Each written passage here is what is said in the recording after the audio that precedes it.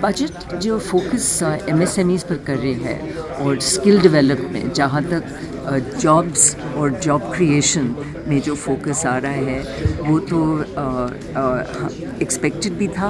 Budget AI के लिए, foreign education के लिए और एमएसएमई के लिए बहुत अच्छा था। आप देखें कि जो पहले काम किए हुए थे अच्छे, उन्हीं पे बिल्ड किया है। बजट कंटिन्यूटी का बजट है।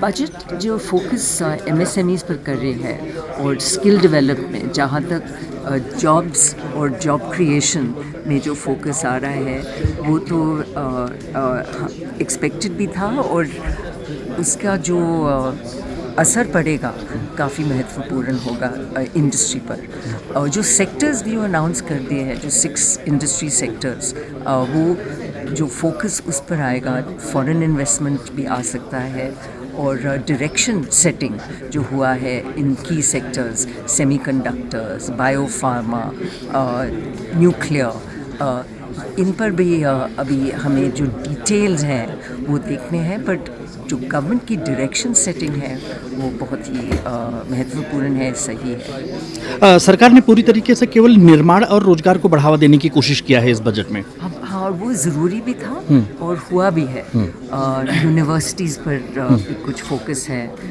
क्रिएटिव लैब्स, टेक्नोलॉजीज़ पर, तो काफ़ी फार रीचिंग है जो स्किल डायरेक्शन सेटिंग हो। बजट एआई के लिए, फॉरेन एजुकेशन के लिए और एमएसएमई के लिए बहुत अच्छा था। एआई के लिए अभी एफएम ने बोला है कि डेटा सेंटर इन टैक्स हॉलीडे टिल 2047। अभी गूगल, मेटा, ग्रॉक सब इंडिया में एआई सेंटर बिल्ड करेंगे। उसके लिए इंफ्रास्ट्रक्चर, पावर जनरेशन, बिल्डिंग्स, बहुत बड़ा इन्वेस्टमेंट है। तो एआई के लिए वो बहुत अच्छा है। और इंडियन स्टार्टअप्स के लिए ये होस्टिंग कॉस्ट हमारा 80% इंफ्रास्ट्रक्चर कॉस्ट होता है, इंटरनेट होस्टिंग कॉस्ट, वो कॉस्ट नीचे आएगा, वो बहुत अच्छा है। फॉरेन एजुकेशन के लिए अभी तक ना 5% टीसीएस था, ओवर 7 लाख।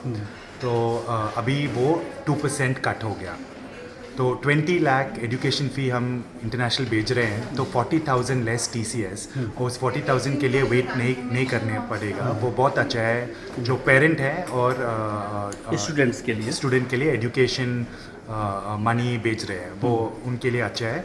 जो कुछ मेडिकल फैसिलिटी यूज़ कर रहे हैं या फॉरेन हॉलीडे 7 लाख के ऊपर कर रहे हैं, उनको भी ये 5% to 2% बेनिफिट होगा। और लास्टली एमएसएमई के लिए 10,000 करोड़ इक्विटी फंड है। पुराने बजट में एफएम डेट फंड किया, क्रेडिट गारंटी किया।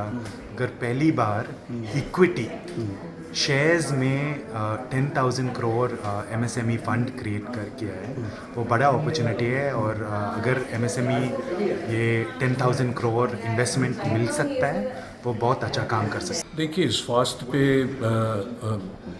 माननीय फाइनेंस मिनिस्टर का काफ़ी फोकस रहा है।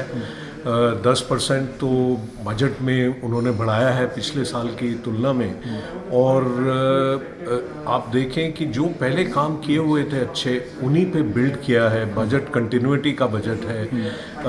सबसे पहले उन्होंने बात की बायोफार्मा शक्ति की, जिसके लिए 10,000 करोड़ उन्होंने रखे हैं। 3 नए institute of national institute of pharma education setup किए जाएंगे।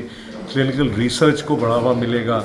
1000 नए क्लिनिकल ट्रायल साइट हमारे देश में बनाए जाएंगे, जो कि रिसर्च डेवलपमेंट को बढ़ावा देंगे। तो जो बायोसिमिलर्स बनते हैं, बाकी नई दवाइयाँ बनती हैं, उनको बढ़ावा मिलेगा। फिर उनका फोकस रहा कैंसर, ट्रॉमा पे। 17 नई और कैंसर की दवाइयों को ड्यूटी फ्री किया गया है। और जो 7 रेयर अर्थ डिजीज़ हैं, उनको भी ड्यूटी फ्री में लाया गया है। जेरियाट्रिक केयर, वृद्धावस्था की जो केयर है, उस पर उन्होंने फोकस किया। उसके लिए एक स्पेशल वर्कफोर्स बनाने की बात की है। तो इन सब से जॉब्स भी बहुत बढ़ेंगी। फिर उनका एक फोकस रहा आयुर्वेदा और आयुष को भी स्ट्रेंथन करने का, जिसके लिए 3 नए all India institute of Ayurveda बनाए जाएंगे। आयुष फार्मेसी और ड्रग टेस्टिंग लैब्स बनाई जाएंगी, जो कि क्वालिटी पे फोकस करेंगी और उसका सर्टिफिकेशन भी देंगी। आयुर्वेदा की बहुत दवाइयाँ दुनिया में एक्सपोर्ट करता है इंडिया, तो एक बार सर्टिफिकेशन अच्छी हो तो वो उसको बहुत बढ़ावा मिलेगा। एक WHO global traditional medicine centre है, उसको अपग्रेड किया जाएगा। फिर उनका जो मेडिकल टूरिज़्म है, मेडिकल वैल्यू ट्रैवल है, जो मरीज़ बाहर के देशों से भारत आते हैं अपना इलाज कराने, उन पे भी फोकस रहा। उसके लिए वो कह रही हैं कि 5 रीजनल हब्स बनाएंगे जो कि पार्टनरशिप में होंगे प्राइवेट सेक्टर के साथ। ये हमने फिक्की में गवर्नमेंट को सजेशन भी दिया था, एक वाइट पेपर भी दिया था EY के साथ, और ये integrated holistic health care hub होंगे।